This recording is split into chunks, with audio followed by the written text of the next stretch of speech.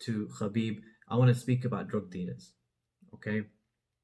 Because I was having a conversation with somebody earlier, and we were talking about knife crime. We were talking about the drugs and the crime rate, and I was watching, or I saw on the news, um, a Muslim fellow who got he's been imprisoned, etc., because he was carjacking, and then he took the car, and then when the police officer tried to stop him, he knocked the police officer down with the police officer's own car, nearly killed the guy, and now he's being done for all sorts of crazy. He's being all the crimes are being pinned on him that they possibly can. Ikhwani fillah, the first thing that I want to say is about drug dealers.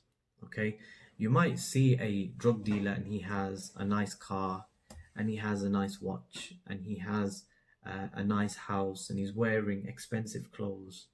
Don't ever feel that you want to be like that person, because let me tell you something, that these drug dealers, they have the most constricted of lives.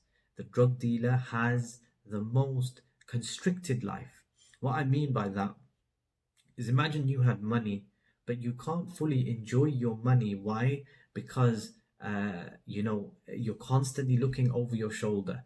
Either the gangs are going to get you, or the rival drug dealers are after you, or the police you're thinking, is this a policeman? Every time you hear a siren, you think, are they coming for me? Have they finally worked out that I'm a drug dealer?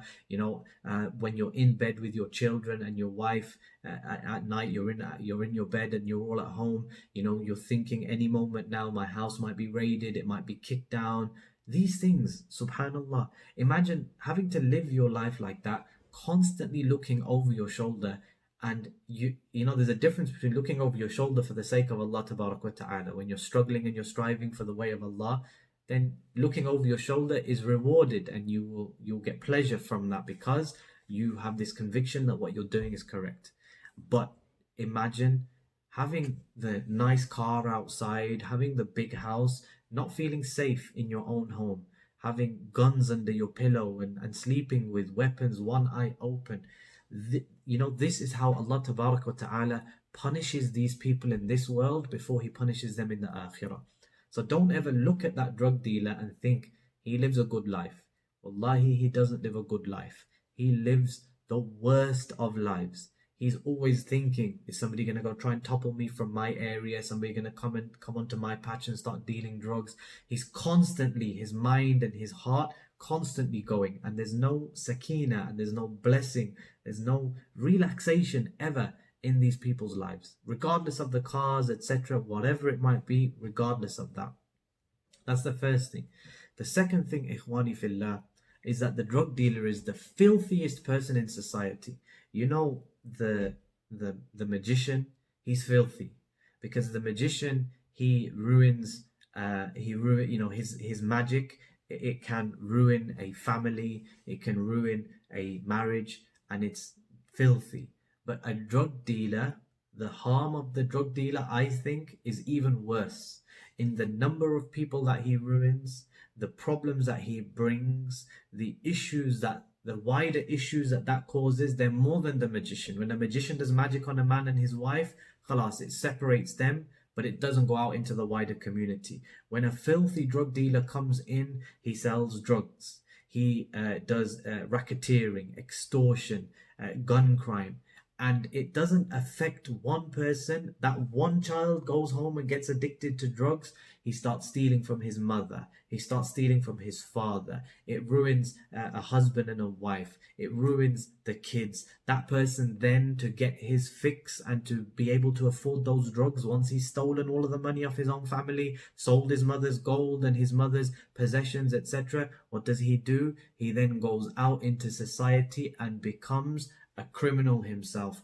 He then has to start stealing, has to start hijacking cars, has to start breaking into people's homes, fraud and deception, lies. And so from that one person, his whole family is ruined. And then his evil, that one druggie, that one who's addicted to drugs, that evil, it transfers onto the wider community as well. And That's just from one person being addicted to drugs. Imagine then when you have two, three, four, five, 10, 100, 1,000 people. The drug dealer is from the filthiest people in society. And I believe, and I think we need to take a very hard line attitude to stamp this out, because we're past saying, oh, brothers, drugs are haram, and brothers, drugs are. I think we need to take such a hardline attitude that we say to the drug dealers, you die, we're not going to bury, we're not going to, we refuse to pray your janazah.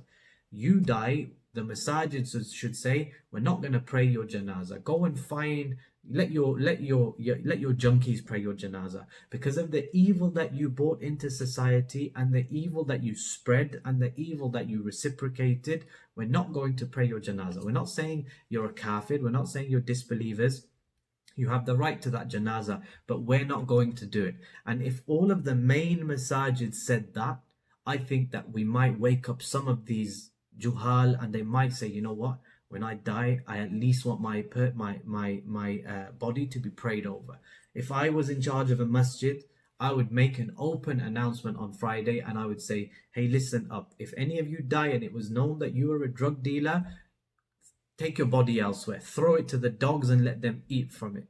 We will not wash you and we will not pray over you. Take your body somewhere else. Those people who you have, and you have your gangs, and you let them people deal with your evil, deal with your shar, because we don't want to deal with you. And this is a way of boycotting them, to show them, listen, eventually you're going to die, and your chances of death sooner are greater than ours, because you guys are constantly around guns and crime and knives and all of these types of things. But if you die, we're not going, we free ourselves, that the community has had enough. That's the first thing. The second thing is that I believe it is obligatory upon a Muslim, if he knows that there is a drug dealer and he is 100% sure and he has evidence, I believe that it is obligatory upon that person to let the authorities know so that they can deal with him. Okay? I believe it is wajib, and it is wajib for you to let the authorities, the people in authority, know so that they can deal with that person and get rid and remove his evil from us. Okay, because ikhwani fillah, how many more of our children are we going to have addicted to drugs and addicted to crime and fraud and racketeering and laundering? How many more before we say, you know what, enough is enough? And if you today know a drug dealer and you don't tell the authorities, tomorrow that drug dealer might sell to your child, might sell to your daughter, might sell to your son, might sell to your mother, might sell to you. And so we as a community, and I say this as a community, as Muslims, we've got to weed these people out. And weeding them out is difficult, and they're going to fight back, but I think we have to do it. It's something that is necessary. Ikhwani fillah, there is no hidden knowledge here, that you see these young 18, 19, 20, 25, 30-year-olds driving expensive cars, and they're unemployed. They are parking £100,000 cars outside of their mother's council house.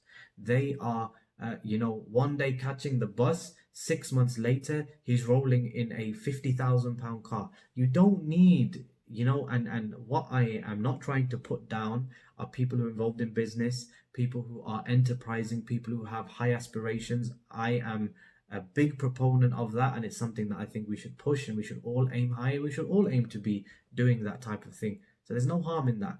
But these people, it's not hidden, and so we need to weed them out of our societies. Wallahu musta'an.